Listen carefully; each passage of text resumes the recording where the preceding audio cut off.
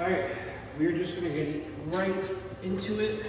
Today we are doing a hip mobility routine, and we're starting with the butterfly, and I'll talk a little bit about what we're doing, why we're doing it, and how to do it correctly. So your first 30 seconds are starting right now.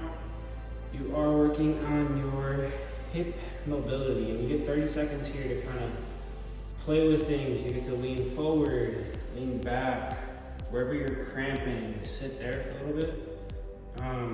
I tend to just lean forward. Hip mobility today is going to be for one reason, and that's trying to open up the hips to get a better squat. So right here, about to go on our first 15-second rest. If you want to hold the stretch a little bit longer, you can. If you want to let things breathe for a second for the next one, the next one's gonna be a left 90-90. You're gonna learn what those terms are in a little bit. First foot in front of you, next foot out to the side. It's supposed to be somewhat of a 90-degree angle with this leg and this leg. My legs don't work as well as they should, but get comfortable in the position. This knee is driving into the ground. A lot of the tension is in my hip, especially when I push that knee into the ground. Breathe through it. If you're cramping really bad, get out of the stretch. If you have the second to stay there, and we're about to wrap up this first 30 seconds. Rest. Shake the leg out, whatever you need to do. Next one obviously gonna be to the other side. So left foot in front, right foot behind. This right leg is my harder leg. You can see me leaning a little bit more over. All of these stretches I started doing with pretty bad form, and I'm still working on it. This leg's not supposed to be as far up. This is supposed to be a little bit farther back. But do what you can comfortably with pushing your limits along the way. We have 10 more seconds in this stretch here. We're gonna go to a center leg stretch here in a second. I'm gonna have to move a couple things, but 3, 2, 1, resting.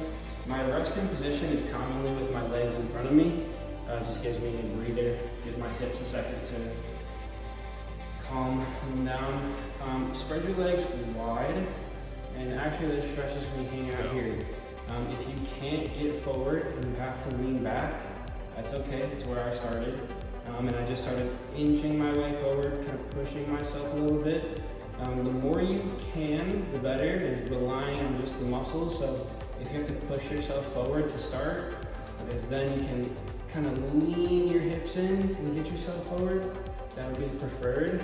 You got 5, 4, 3 more seconds here, and we're resting. This is gonna go by quick, and I want it to. Keep your legs out for you for this one. You're going to lean one leg out, so I'm gonna start with my left leg, keep the right leg tucked in. It's commonly a hamstring stretch, and you can start it there. But what I'm going to do for this next 27 seconds or so is get this arm over the top and really reach. So try to bend this elbow down and try to stretch this whole side out. Still got 15 seconds. Make sure you're breathing as if you forgot. My shoulder wants to get back and give myself more space. I try to dig it in and get more stretch here. Resting in 2, 1.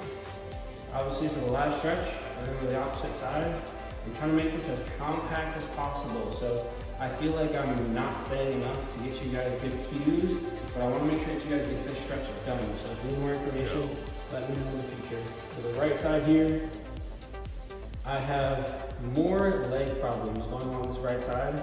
A lot of leg injuries here. So my knee right now is not the most comfortable. If I'm trying to get over the top like I can on the other side, it's a whole lot harder. But I'm breathing, I'm trying, I'm staying here for a little bit. You have 3, 2, 1 more second. Done.